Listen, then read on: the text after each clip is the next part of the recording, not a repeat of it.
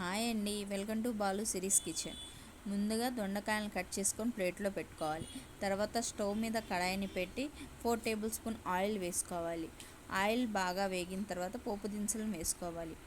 పోపు దినుసులు బాగా వేగేంత వరకు మనం లో ఫ్లేమ్లో సిమ్లో పెట్టుకొని బాగా వేయించుకోవాలి స్పూన్తో. అలా గరిటెతో వేయిస్తూ ఉన్నప్పుడు చిటపట అంటూ వస్తూ ఉంటాయి. అలా వచ్చేంతవరకు అవి వేయిస్తూనే ఉండాలి. పోపు దినుసులు అనేవి ఎంత బాగా వేగితే మనకి అంత టేస్టీగా ఉంటుందన్నమాట ఫ్రై. ఆ పోపు దినుసులు వేగేంత వరకు మనం వేయిస్తూనే ఉండాలి. అలా వేయించిన పోపు దినుసుల్లో కరివేపాకు వేసుకోవాలి. కరివేపాకు వేసుకున్న తర్వాత కలుపుతూ ఉండాలి గరిటెతో. అవి చిటపటమంటూ వేగుతూ ఉంటాయి. కరివేపాకు పోపు దినుసులు అనేవి మనకి ఎంత బాగా ఫ్రై అయితే మనం చేసుకునే ఫ్రై కూడా అంతే టేస్టీగా ఉంటుంది. అలా వేగిన తర్వాత మనం కట్ చేసి పెట్టుకున్న దొండకాయలను అందులో వేసుకోవాలి. ఆ దొండకాయలను కూడా బాగా గరిటెతో కలుపుతూ ఉండాలి. ఆ గరిటెతో కలిపేటప్పుడు కొంచెం సిమ్లోను కొంచెం హైలోను పెడుతూ కలుపుతూ ఉండాలి. అలా చేస్తేనే మనం చేసే ఫ్రై అనేది చాలా టేస్టీ అంటే చాలా టేస్టీగా వస్తుంది. దొండకాయలు అనేవి ఎంత బాగా వేగితే మనకి అంత టేస్ట్గా వస్తుందన్నమాట. అలా వేగిన తర్వాత ఒక 2 మినిట్స్ అలా సిమ్లో పెట్టేసి మళ్ళీ ఒక 1 మినిట్ హైలో పెట్టేసి మూతను పెట్టాలి. దాని మీద మూతను పెట్టేసిన తర్వాత ఒక 2 నిమిషాలు అలా హైలోనే ఉంచాలి. ఎందుకంటే అలా కలిపి అలా హైలో ఉంచిన తర్వాత బాగా వేగుతాయి అన్నమాట. ఇప్పుడు మూత తీసి చూసాం కదండి, చూడండి ఎంత బాగా వేగాయో. అలా వేగిన తర్వాత హైలోనే ఉంచి 1/2 టేబుల్ స్పూన్ పసుపు, 3 టేబుల్ స్పూన్ దాకా ఉప్పును వేసుకోవాలి. అంటే కొంతమంది ఎక్కువ తినేవాళ్ళు ఉంటారు, కొంతమంది తక్కువ తినేవాళ్ళు ఉంటారు. కాబట్టి మీ టేస్ట్ని తగ్గట్టు మీరు వేసుకోండి. నేనైతే 3 టేబుల్ స్పూన్ ఉప్పుని వేసాను. వేసిన తర్వాత పసుపు ఉప్పుని మొత్తాన్ని కలిపి బాగా కలుపుతూ ఉండాలి. బాగా కలిపిన తర్వాత ఇప్పుడు ఇందాక నేను హైలో పెట్టమని చెప్పాను కదా, ఇప్పుడు మళ్ళీ దాన్ని సిమ్లో మార్చుకోవచ్చు.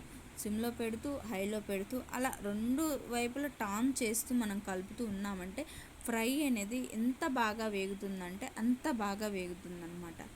అలా చేసిన తర్వాత మళ్ళీ దానిపైన ఒక 2 నిమిషాలు మూత పెట్టేసి సిమ్లో పెట్టి బాగా కుక్ అవ్వనివ్వాలి. అది ఎంత బాగా కుక్ అవుతే మనకి ఫ్రై అనేది అంత టేస్టీగా వస్తుందన్నమాట. అలా కుక్ అయిందని చూసారు కదా ఎంత బాగా కుక్ అవుతుందో. తర్వాత టేబుల్ స్పూన్ గరం మసాలా వేసుకోవాలి. ఆ గరం మసాలా వేసుకున్న తర్వాత బాగా కలపాలన్నమాట. బాగా కలిపిన తర్వాత మళ్ళీ సిమ్లోకి టర్న్ చేసుకోవాలి. సిమ్లోకి టర్న్ చేసిన తర్వాత ఒక 2 నిమిషాలు మళ్ళీ అలా కలుపుతూ ఉండాలి. సిమ్లోనే ఉంచి అలా కలుపుతూ ఉండాలి. తర్వాత దాంట్లోకి మసాలా ప్రిపేర్ చేసుకుందాం. ముందుగా కొబ్బరి ముక్కలు, తర్వాత ఎల్లుల్లిపాయలు, తర్వాత 3 టేబుల్ స్పూన్ కారాన్ని వేసుకొని బాగా గ్రైండ్ చేసుకోవాలి. వాటిని బాగా గ్రైండ్ చేసిన తర్వాత అంటే మరీ మెత్తగా కాదు, మరీ కోర్స్గా కాదు, లైట్ కోర్స్గా ఉండేలా గ్రైండ్ చేసుకోవాలి.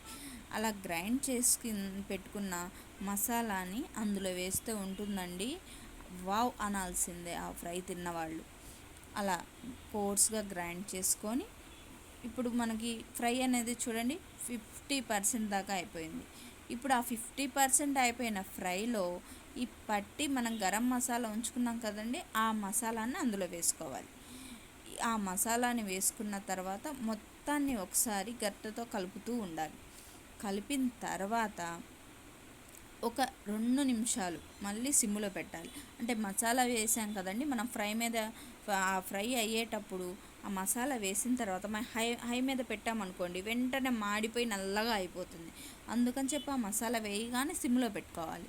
2 నిమిషాలు మూత పెట్టి బాగా కుక్ అవ్వనివ్వాలి. ఆ మసాలా అంతా ముక్కలకి పట్టింది. చూడండి ఎంత బాగుందో, చూస్తుంటే నోరు ఊరిపోతుంది కదా, అంత టేస్టీగా ఉంటుంది. అలా ఉన్న ఆ ఫ్రైలో మనం కసూరి మెతిని యాడ్ చేసుకోవాలి.